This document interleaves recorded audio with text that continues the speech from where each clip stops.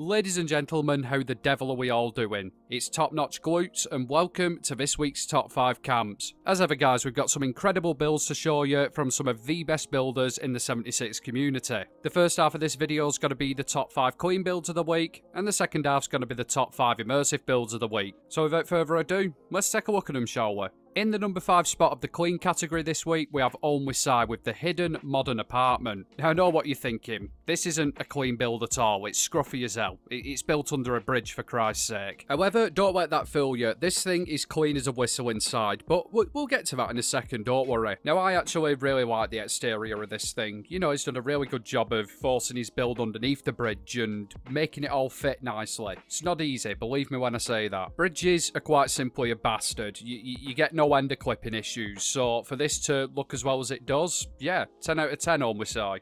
Now on to interior, and this is where the cleanness starts to show itself. I mean, just take a look at it, it's right in front of you. It's not half bad, that, is it? In my opinion, it has no right looking as clean as it does. It's underneath an old bridge, for Christ's sake. Immersive, you've absolutely knocked this build out at part, Mom. The exterior, like I said, I really like it. It blends in really well with the bridge, and your interior decor is next level. As always, you can see you've spent a lot of time on it. Thank you very much for entering this week, and congratulations on the number 5 spot. In the number 4 spot this week, we have Lady H with the Rose Tattoo build. And wow, just take a look at this, guys. Come on, that roof is absolutely stunning. I dread to think how long that bugger took you, Lady H. I wouldn't have liked to attempt it. To be quite honest with you, I wouldn't even know where to begin. That thing looks seriously bloody cool. Do us a favour, Lady H, let us know down in comments just how long that thing actually took to create.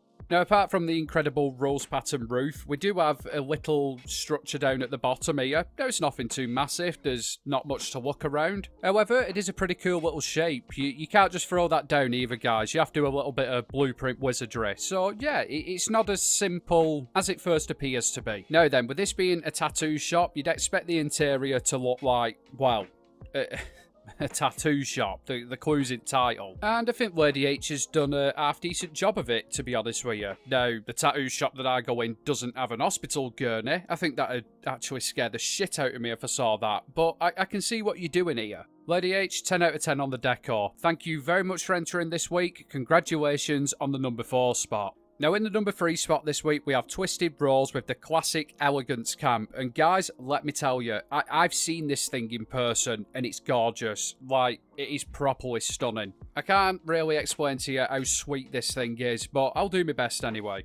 Now, exterior-wise, this thing just screams out traditional modern house, doesn't it? If you think of a Fallout 76 clean build, this is what's probably going to spring to mind. You know, you've got your glass wall pieces, your white wallpaper, the mad-angled slopey boy roof pieces. It's got it all. And I'm not going to lie, I absolutely bloody love it. It really is a smart-looking camp. I think those stone columns really do, you know, add to the whole effect of the thing. And the location where it's built at as well, it even matches in with that. It's right next to one at Bridges at White Springs. Honestly, ladies and gents, this thing is just a really nice build. I can't find anything faulted on at all. And it doesn't stop with the exterior as well. If it's actually possible, the interior is just as well done, if not better. Twisted hasn't been content with just putting down the new modern owned kitchen set or anything along them lines. She's actually created her own units. And I think you'll agree with me, they look absolutely fantastic. And all the decor that she's put down as well. A lot of time has been spent on this and it really does bloody show. That is stellar work, that Twisted. The rest of the house is pretty much exactly like the kitchen. The same amount of time, dedication, detail is put into every aspect of it. I mean, look at that radio that she's made in front room there. That is incredible. In fact, I may actually be right in saying that you're bringing a tutorial out on how to do that, Twisted. I could be wrong, but let me know down in comments. I could have swore I heard you mention that. Anyhow, overall, this thing is absolutely stunning. I can't find any way to fault it, interior or exterior-wise. It's just a properly solid modern home build, and I love it. Like, that interior is just next level. Thank you very much for entering this week, Twisted, and congratulations on the number 3 spot. More than well deserved. In the number 2 spot this week, we have KH Corners with the Palm Villa Court. Nope, it's not the Palm Villa Court, it's just a Palm Court. Stop making titles up, TNG. Anyhow, now I don't know what it is about this build that made it like one of my favourites of the week, but it's just got something about it. Looking at it exterior-wise, it reminds me of some form of I don't know, one of those bloody houses you'd find in a desert country. I don't know a technical term for it, and that's because I'm uncultured as shit, but I hope you get what I'm trying to put across here. Now, I think my favourite part about the exterior at build, at least, is the little fountain courtyard you've got going down there. That looks bloody lovely, that does. And I think the way you've got the White Springs bloody stools merged into foundation is a very clever idea. Fair play to you, mate. Now, the interior matches the exterior perfectly. That Saharan desert posh kind of thing that it's got going on outside, it follows through into the inside as well. Honestly, I think the decor matches in with the theme of the build really, really well. Now, yes, there isn't as much of it as there is in some of the other builds. However, in this case, I actually think that that works really well. Thank you very much for entering this week, KH, and congratulations on the number 2 spot. More than well deserved. Right then, so I think it's about time we find out who's coming the number 1 spot. Now, we do have 2 more immersive builds to show you. However, they're going to be honourable mentions, so I'm going to put them and the other 2 mentions together later on in the video. Right then, with that being said, this week's winner of the top 5 clean category is Moonlight Cowboy with the Hanging Gardens build. And guys, do I really need to say anything about this? It is absolutely gorgeous. I mean, just take a look at it. What a fantastic looking creation, and it's a really complex creation as well. Let me share a few details with you. Right off the bat, just to even get to this location, which is slap bang on top of the satellite array, I think it's called, is an absolute kick in the ball sack. Let me tell you guys, the amount of glitching you've got to do to get from a campable area to this spot is unreal. And then when you actually get to the top of the satellite dish, how do you even begin to start incorporating a structure into it? It is not bloody easy, guys. Honestly, the level of dedication and the amount of time that Moonlight puts into every single one of his builds is next level. It blows my mind every single time, and this one is no exception. It is absolutely stunning, and I can really appreciate the amount of work that you've put into it, buddy. Fair play to you, man. Now, the interior is quite a small space on this build, so there's not actually much you can fill up, but the little bits we can see that's been done have been done really nicely, and I think in this particular build it works really, really well. So yeah, fair play to you, Moonlight. Overall, mate, you've absolutely smashed this one. The location and just being able to actually build here is just, wow, 10 out of 10 from me. And the overall quality of the finished build is just next level. You can really see you've taken your time with this, like you do on every single one of your builds, mate. Thank you very much for entering this week, and congratulations on the number 1 spot of the clean category. Hats off to you, mate. And that wraps up the clean build, mon petit fleurs. Next up, we're going to be looking at the top 5 best scrappy builds of the week. But before we do all of that, I'm guessing that some of you lot watching are thinking, you know what, my build could be in the top 5. And yeah, that very well may be true. However, unless I see your builds, I don't know, do I? Fortunately, there's an easy way around this. All you got to do is go into the description of this video and click on my Discord link. And funnily enough, that'll take you on over to my Discord. Now, once you're over there, put your video links into this section here. We've even named it very clearly for you. Fallout 76 weekly submissions. And that is literally all there is to it. It's quite simple, isn't it? Anyhow, enough of future top 5s. Let's get back to this week's top 5 and take a look at the immersive builds. Now then, in the number 5 spot this week, we have with the Trash Raiders Trios build, and my god, this thing is absolutely bloody fantastic, mate. I don't know how you've managed to get those containers up there for a kick-off, but let's just take a deeper look at it. There's more shit up here than a pensioner's mantelpiece, and I must say, mate, it is extremely immersive and very bloody scrappy. And that's despite the fact that I have no idea how Wastelanders would get a fucking container in a tree, but we'll just gloss over that because it works. Now, I do like all the random walls you've got going up around the tree. It's a pretty unique design, but again, I think it suits the build right down to the ground. Although I'm not seeing any access points. Now, that's not me criticising, by the way. I'd love a place where I could just go and be away from people and they couldn't get to me. That is my dream. However, I would recommend a ladder. It allows you to get down and, you know, get your much needed supplies, but if any bugger turns up you don't want to see, you can just kick it out at road, preferably when they're on it. Now, decor-wise, you have cluttered it up a little bit. There is quite a lot of junk knocking around. However, it is a little bit sparse in some places, but again, I think it actually matches in with the theme of the build. I've always said there's two ways you can go with scrappy stuff. Either fill it to rafters or leave it a little bit barren. Either way can work for that immersion. And on this build, I think the design route you've gone down works really well, yeah, Bear. Fair play, Mom. Thank you very much for entering this week, and congratulations on the number 5 spot. In the number 4 spot this week, we have No to Jake with the Ramshackle Rubbish Camp. Am I saying that right? Is it NO2 Jake, number 2 Jake, or is it No to Jake? Please let me know down in comments. I feel like I'm speaking like an imbecile. Well, I suppose that doesn't make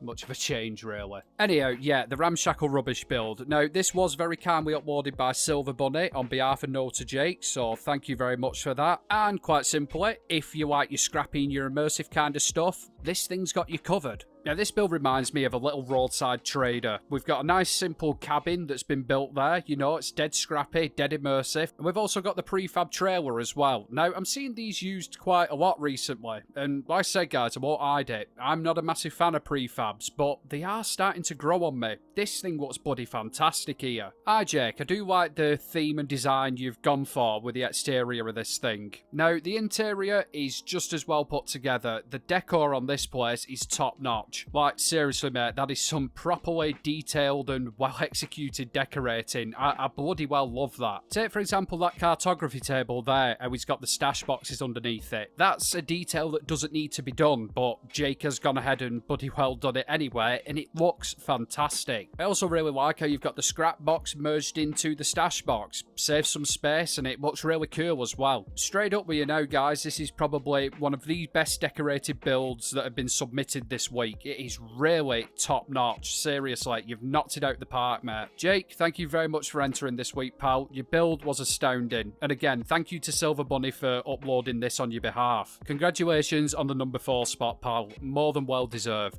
Now, in the number 3 spot this week, we have Pebu666 with Harper's Missing Ferry. And right off the bat, this thing looks incredible. The location, the build itself, it is spot on and properly scrappy. This is the kind of build that you look at and think, yeah, it belongs in a wasteland. It is something you'd see. It's not some all-singing, all-dancing, well-put-together bloody mansion or something like that. It's a load of shit that's been knocked together by a random guy with an hammer and some nails. And apparently a random guy who has no self-preservation instincts either. I wouldn't like to fall in that water. I know a chap who fell in a canal once and he was never right after that moment, but anyway, I digress. Pebu, exterior-wise, you've knocked this one on head, pal, and I absolutely adore that crane you've got going on there. I don't know why, but I see a build with a crane, and it's just cool. It just looks awesome. Now, onto your decoration, and again, I like what you've done with the place. There's junk scattered around everywhere, but it looks right. It looks like it's been done proper. You've not just slapped it down and gone, yay, that's my build done. You've obviously put a load of thought into it. I think my favourite part about the old build is the little floating mattress you've got going down in container. Now, I'm not sure how you'd sleep on top of that thing, but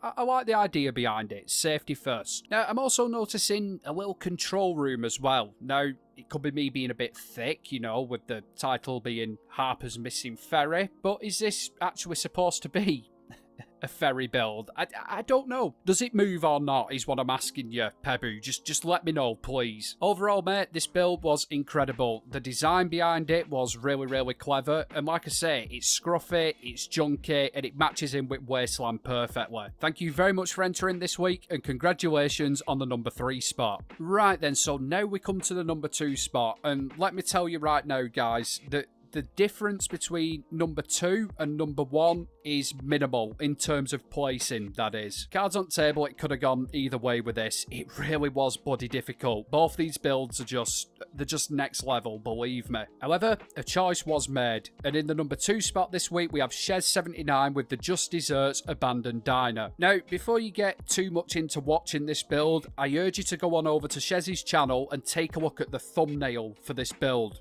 Just the thumbnail without clicking on it. When I first saw it, I thought it was an actual abandoned diner. It is that bloody realistic looking. It fathers somewhere out at Walking Dead. Honestly, it's proper convincing. Now, the build itself is a bloody solid one inside and out. I am more drawn to the interior of the thing, but the outside is equally as well done. That sign, for example, on top of the diner, that is top notch, that is. I've always struggled to make a convincing sign for these kind of builds, and I am gonna steal that off you, Shez, I'm just saying. Ah yeah, the exterior of this thing, done a fantastic job on it. It does look like an abandoned diner, even down to the bits of junk that you've scattered around it. It all adds to the immersion. Now on to my favourite part, which is the interior. And like I said guys, it looks like something out of a movie set. It is bloody fantastic. It is so damn convincing, and it's not been overly decorated either. It's just got your traditional diner style stuff in it and been left at that. I think what gives it that abandoned, realistic kind of feel is all the dead foliage that you've used, even down to the roof pieces. I think that's the haunted house set with the vines hanging off it, isn't it? Ah yeah, I think it is. Either way, it looks bloody phenomenal. And again, that is something I'm going to be stealing off you. I'm sorry, I'm just admitting it now. Shez, in terms of immersion, this one is,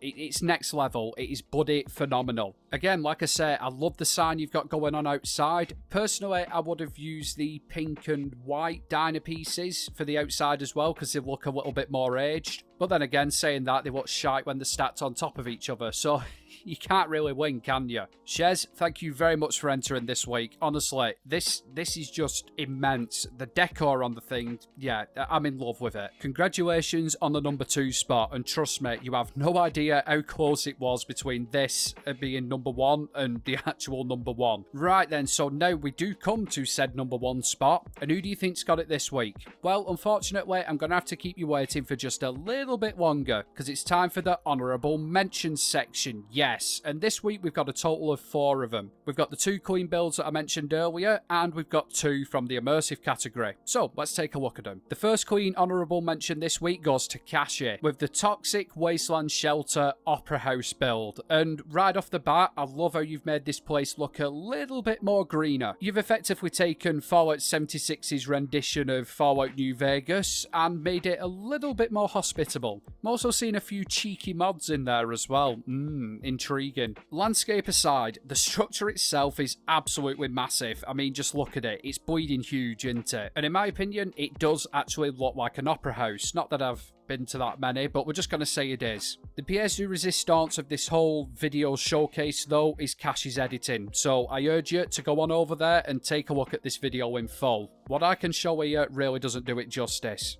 Kashi, thank you very much for entering this week, and congratulations on the honourable mention. Now, our second clean honourable mention goes to Multhkerry with the Glory of Rome build, and I hope I've said your name right there.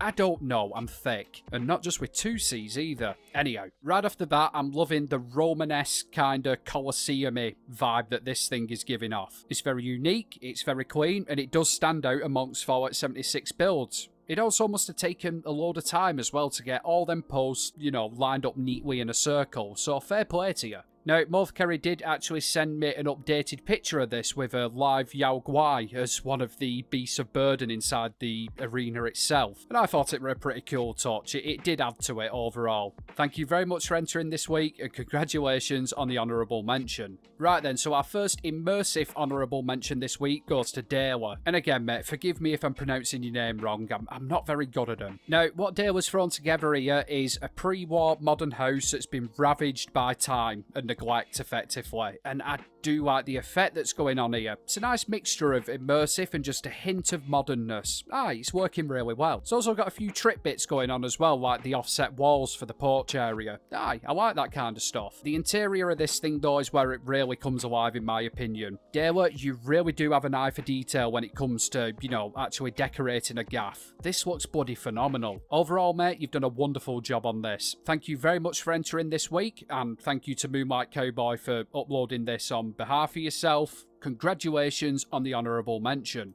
Now, our fourth and final honourable mention goes to Clones with the trash build, and I think I'm right in saying that this is a pre-existing structure that you use in here, specifically one in the ash heap. I kind of remember it, but it's at the back of my mind, and from what I do remember, it's an awesome spot, and you really have made it your own. You've not set out to transform it completely. You've used what you've got, and you've just added junk to it, and it works really well. Again, this is the kind of build that you'd expect to see in a wasteland. And you're decorating. My God, that is absolutely sublime, mate. You really have done a solid job with that. Fair play to you. Everything works, everything flows, and most importantly, it fits in with the theme. Clones, you've absolutely smashed this one, my friend. Thank you very much for entering this week, and congratulations on the honourable mention. More than well deserved. And with that, guys, we come back to this week's top 5 and the number 1 spot. I'm not going to keep you waiting for any longer, don't worry. This week's winner is Fuzzbrain, with the, just give me a minute to try and get this name out,